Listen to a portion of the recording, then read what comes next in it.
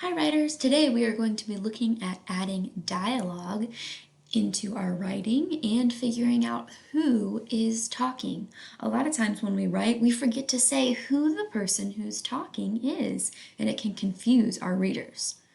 We're going to look at a couple examples of authors who included dialogue and who told you who was talking. For this first one, we're looking at the page from Chrysanthemum when people are making fun of her name. Listen closely as I read. "It's so long," said Joe. "It scarcely fits on your name tag," said Rita, pointing. "I'm named after my grandmother," said Victoria. "You're named after a flower." Let's notice the places where people are talking. First, it says, "It's so long," said Joe. Notice how the author told us who was talking. Joe said, "It's so long." We see the word "said" to tell us that it was Joe. Next, it said, "It scarcely fits on your name tag," said Rita, pointing. This shows us that Rita said that, but also she was pointing as she said it. Writers often include something that their character is doing as they're talking. Let's look at the next page. Who is talking? "That's right," replied her daddy. "We're going home." Well, on this page, it's really clear that in the story, the dad is talking because the author made sure to include a dialogue tag. It tells us who the person who's talking is. "That's right," replied her daddy. "We're going home." In this place, the dialogue tag, where it tells you who is talking, is in between the dialogue. First he says, "That's right," and then he says, "We're going home." Let's look at one more example. Who is talking? This is from the books Tops and Bottoms. "Bear looked at his pile and scowled. 'Hare, you have cheated me again.' 'But Bear,' Hare said, 'you wanted the bottoms this time.' Bear growled. 'You plant this field again, Hare. You tricked me twice, and you owe me one season of both tops and bottoms.' 'You're right, poor old Bear,' sighed Hare. 'It's only fair that you get both tops and bottoms this time. It's a done deal, Bear.' Let's look at the dialogue here. First, it says, "Bear looked at his pile and scowled." "Hare, you have cheated me again." That shows us how Bear is feeling as he talks to Hare. It says he's scowling. He sounds angry or upset. Next, it says, "But Bear," Hare said, "you wanted the bottoms this time." Notice it uses the word "said." It's showing us that Hare is the one talking. After that, it says, "Bear growled." "You plant this field again, Hare." That is showing us how Bear is feeling as he says it. Sometimes authors don't only use the word "said," they'll use other words to show us how the character is feeling or how they're talking. When you growl as you talk differently than if you're excited about something. And then finally, "You're right, poor old Bear," sighed Hare. "It's only fair that you get both tops and bottoms this time. It's a done deal, Bear." Here, the Hare is sighing. He's not growling. He's not excited. He just kind of breathes heavily. The author shows us how Hare is feeling. Now, we want to try this in our own writing to figure out who is talking and make sure that we make that clear to our reader.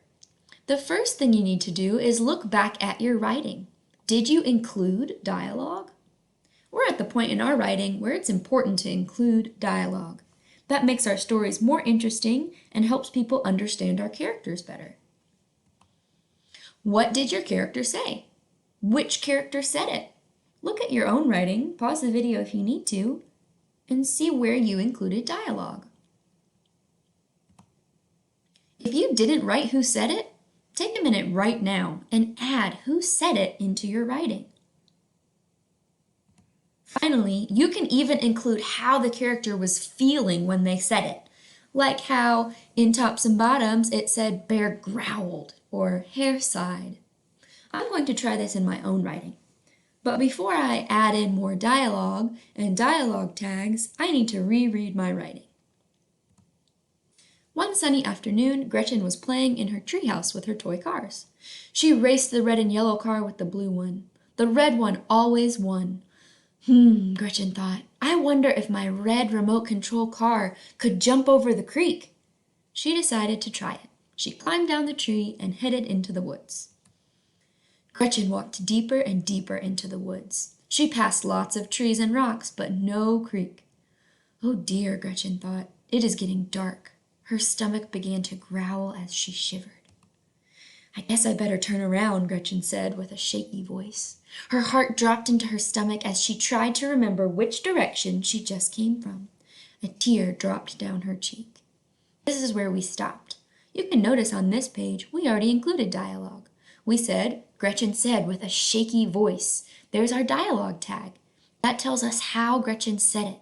She didn't just say it in a happy voice, she said it in a shaky voice, a scared voice. Let's add more. On this page, Gretchen is going to find her dad. So first she's going to keep walking through the woods. She kept walking. Is that a light? Gretchen thought. We're going to add this dialogue because I want Gretchen to see a light and start walking towards it. I'm including that she thought it because she's all by herself, so maybe she didn't say it out loud. Gretchen! Her dad is going to yell for her. He's going to say, it's dinner time, and then she's going to run towards him. So I'm going to include Gretchen in quotation marks. Gretchen, called her dad, dinner time. I put called her dad in between the Gretchen and dinner time, so we know that he is the one talking. Gretchen ran towards her dad's voice. She saw her dad standing by her treehouse. A giant smile spread across her face. There, I'm still showing you how Gretchen is feeling instead of just telling you she's happy. I said a giant smile spread across her face. Let's look a little closer at this dialogue we included. First, we have quotation marks around the dialogue. When we don't put quotation marks, it gets confusing. Readers don't know when someone is speaking or when it's just a part of the narrator's voice. I added quotation marks here so we know it's Gretchen. Is that a light? Then I included what Gretchen was thinking. So I put that Gretchen thought this. Here I included quotation marks again around Gretchen's name. This shows that somebody is calling her name.